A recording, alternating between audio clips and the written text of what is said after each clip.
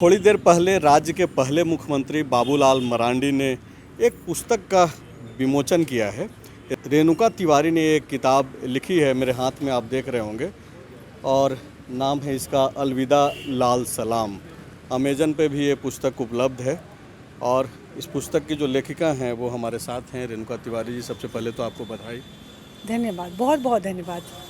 ये जो किताब का जो लीड हीरो नायक जिसको बोल सकते हैं, करमजोत मुर्मू जी, कई सारी चीज़ें जो सारांश एक तरीके से लिखा हुआ है, जो एक विज्ञप्ति के तौर पे आपने जो पत्रकारों को दी है, उसमें कई सारे जो सवाल आपने उठाई है और आपने बताया है कि कैसे नक्सलवाद से लोग जुड़ने को मजबूर हुए और अब किन वजहों से लोग छोड़ रहे हैं। पहले तो ये जो नाम लिखा गया है अलविदा लाल सलाम, क्योंकि कई लोग जैसे ही लाल सलाम सुनते हैं तो उनके जहन में कई सारे सवाल उठ जाते हैं। तो आप पहले तो दर्शकों को ये बताइए कि ये लाल सलाम के क्या मायने हैं, रेणुका तिवारी क्या समझाना चाह रही हैं? बहुत बहुत धन्यवाद। अलविदा लाल सलाम जो शीर्षक है वो चौंकाता भी है और लोगों को डराता भी है। लाल सलाम ये आप कह सकते हैं विश्व में वामपंथी विचारधारा का प्रतीक है और वामपंथी विचारधारा में अनेक धाराएं हैं, जिनमें से कुछ तो आप ये समझिए कि मुख्य धारा में है और कुछ ऐसी विचारधाराएं हैं वामपंथ में जिनका स्पष्ट मानना है कि रक्तपात और हिंसा के जरिए ही समाज में बदलाव लाया जा सकता है, परिवर्तन लाया जा सकता है। और यही लाल सलाम है जो पूरे भारत में अलग अलग जगहों पर अपना आतंक का साम्राज्य स्थापित करके रखा है।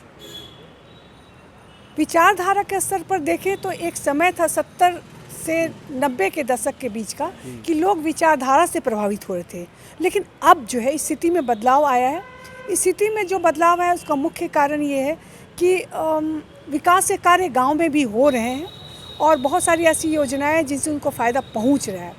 लेकिन इसका अर्थ ये नहीं है कि जो मैंने समस्याओं की बात की है कि गांव में भूख है, अभाव है, पलायन है, विस्थापन है, ये सारी समस्याएं खत्म हो गई है, बल्कि ये समस्याएं आज भी कायम हैं, लेकिन उनको दूर करने का प्रयास हो रहा है।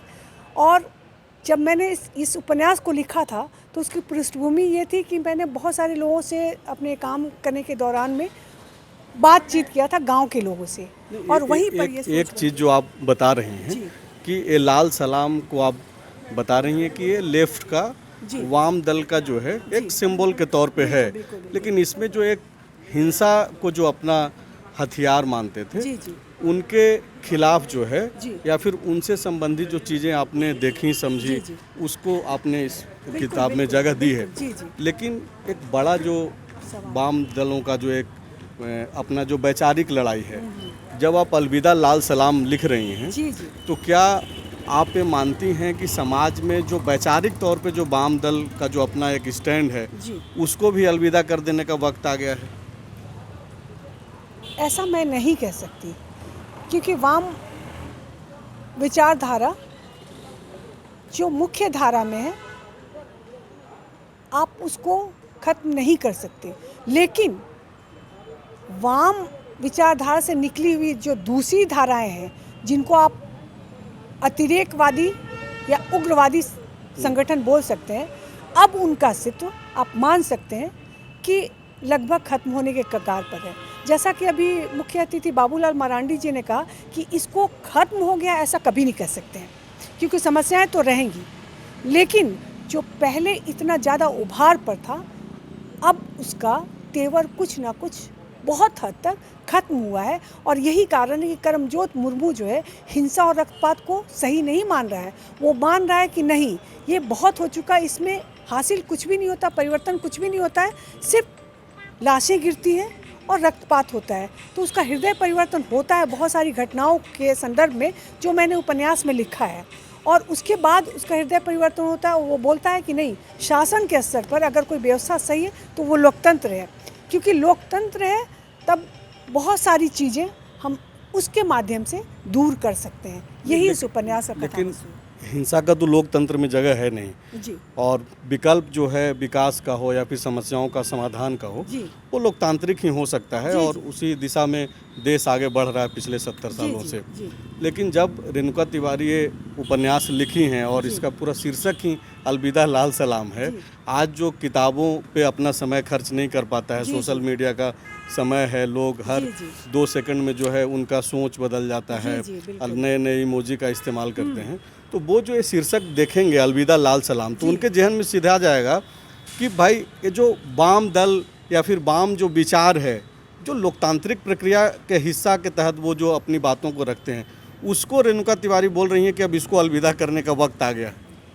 ये एक विकल्प देखिए, जब करमजोत मुर्मू एक नक्सली कमांडर बन जाता है और उसके बाद संगठन में और समाज में जिस तरह से नक्सली जो कॉमरेड होते काम करते हैं, उससे उसका भरोसा टूटता है, ठीक है ना। और वो उसको चाहता है कि हम एक नॉर्मल लाइफ जिए, सामान्य ज़िंदगी जिए, ये रक्तपात से कुछ होने वाला नहीं है, क्योंकि पिछले करीब 15-20 सालों तक संगठन में रहता है और उसको बदलाव का कोई रास्ता नज़र नहीं आता है। सिर्फ यही होता है कि कहीं पुल उड़ा दे रहे हैं तो कहीं किसी को मार दे रहे हैं। मैंने ये नहीं कहा कि विचारधारा के स्तर पर इसका खात्मा होने वाला है, ये खात्मा नहीं होगा, क्योंकि समस्याएं हिंसा का बरकरार हैं। खात्मा की बात जी, आप कर रहे हैं। हिंसा की खात्मा की अच्छा, बात एक कर रही हूँ। ये बताइए कि ये काल्पनिक कोई नायक है आपका करमजोत मुर्मू, या फिर आप मिली हैं, उसके जीवन को देखी समझी हैं, आप जी हैं, इस तरीके की व्यवस्था को देखी हैं, कैसे, मतलब इसका कल्पना कैसे आया कि रेणुका तिवारी को लगा कि भाई किस आधार पे मतलब इस उपन्यास को लेकर के आए? आपने अच्छा सवाल किया है, बहुत सारे लोग के जहन में आ सकता है। देखिए, जब भी कुछ लिखा जाता है तो उसमें कल्पना का एक अंश तो होता ही है, जिसको आप शब्दों में वो कहते हैं उकेरते हैं। इस उपन्यास में भी ऐसा है, कल्पना है, अनुभव है। आप ये कह रहे हैं कि इस नाम के मतलब इस तरह के किसी पात्र से मेरी मुलाकात हुई है या नहीं। मैं आपको बता दूं, मैंने काफ़ी सारे सामाजिक संगठनों में काम किया है और उनका काम गांव में ही चलते रहा है। आप ये कह सकते हैं कि मैंने 6 साल तक लगातार गांव में ही काम किया है और स्वास्थ्य संबंधी समस्याओं को लेकर। तो मेरा जो संवाद है गांव वालों से, महिलाओं से काफ़ी हुआ है, और इसी संदर्भ में बहुत सारे जो नक्सली समूह से जो लोग जुड़े हुए थे, उनसे भी मेरी बातचीत होते रही है।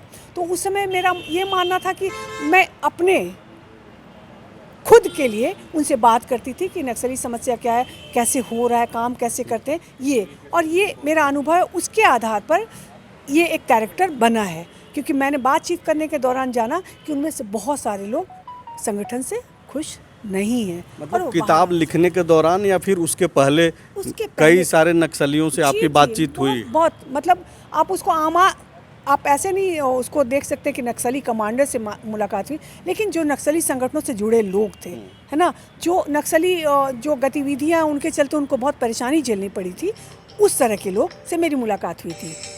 एक तो बहुत अच्छी बात आपने कही कि हिंसा के लिए कोई जगह नहीं है, जी। सारे लोग ये बात बोलते भी हैं, लेकिन ये जो करमजोत मुर्मू का जो समस्या है, जी। जिसके तहत वो गया, नक्सल से जुड़ा और नक्सल बाद में वो छोड़ने पे मजबूर हुआ या फिर विचार करने लगा, वो समस्याएं क्या लोकतांत्रिक तरीके से रेणुका तिवारी को ये लग रहा है कि पिछले 70 सालों में जिस तरीके से कोशिश हो रही है, उन समस्याओं पे काम सही से हो रहा है? रेणुका तिवारी को ये लगता है? मुझे लगता है कि बदलाव तो हो रहा है।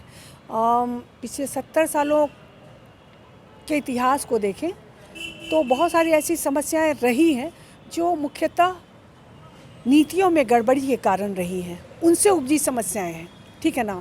तो अब मुझे लगता है कि उनको दूर करने का प्रयास हो रहा है। जैसे कि मान लीजिए कि अब जो इंफ्रास्ट्रक्चर डेवलपमेंट की बात है, जो रोड्स बन रहे हैं ना, और गांव में ही बहुत सारी विकास योजनाएं आ रही हैं, जिनकी वजह से लोगों को गांव में ही काम मिल रहा है। और ये 2 खंड में इस अनुभव को लिखा गया है। एक तो जो पहले सुविधाएं नहीं थी, दूसरा जो अनुभव मेरा था जो सुविधाएं आ गई हैं उसके बाद का। तो बदलाव तो हो रहा है, और लोकतंत्र ही एकमात्र हमको लगता है एक रास्ता है जिसमें आप एक लोकतंत्र के सभी टूल्स का इस्तेमाल करके और समाज में बने रहकर अपनी समस्याओं का समाधान कर सकते हैं। मतलब कुल मिलाकर के अगर इस किताब को पूरा पढ़ लेने के बाद या फिर जो थोड़ा बहुत मैं समझा हूँ जो आप जी, जी। समझाना चाहती हैं वो ये है कि समस्याएं तो हैं, लेकिन उसका समाधान का रास्ता हिंसा के रास्ते नहीं ढूंढा जा सकता है, बल्कि आप लोग तांत्रिक तरीके से जी। आप विकल्प देखें और बिल्कुल, बिल्कुल। उसका समाधान ढूंढें। तो आप एक जो किताब है जी। इसको आप खरीद भी सकते हैं, ऑनलाइन भी मिल सकता है, जी, thank you। अलविदा लाल सलाम। तो पाठकों को पढ़िए बोलें कि और पढ़ने की आदत डालिए। पाठकों से मेरा अनुरोध है कि साल भर में एक किताब तो खरीद ही सकते हैं, आप इसको खरीदें और पढ़ें ज़रूर। सिर्फ मेरी ही किताब नहीं, हर उस लेखक के लिए जो लिखते हैं और बढ़िया लिखते हैं, संदेश भी बेहतर है। मेरी इस किताब को खरीदें, साथ में दूसरे लोगों की भी किताबें खरीदें। धन्यवाद। Thank you. किताब तो पढ़ना ही चाहिए। और ये जो अलविदा लाल सलाम है, करमजोत मुर्मू जो एक काल्पनिक नाम है, लेकिन वो अपनी समस्याओं और अपने आसपास की समस्याओं से निपटने के लिए नक्सल से जुड़ता है, और कैसे बाद में उसको लगने लगता है कि नक्सलवाद जो है समस्या का समाधान नहीं कर सकता है, बल्कि नक्सलवाद के आड़ में कैसे कुछ लोग जो है अपनी पूंजी जमा कर रहे हैं। तो वो एक दूसरा व्यवस्था ढूंढता है और वो लोकतांत्रिक व्यवस्था है। किताब में इन्हीं सब चीज़ों को इंगित किया गया है, तो आप इसको मंगाइए, पढ़िए और शुक्रिया। thefollowup.in. Like, share, and subscribe. www.thefollowup.in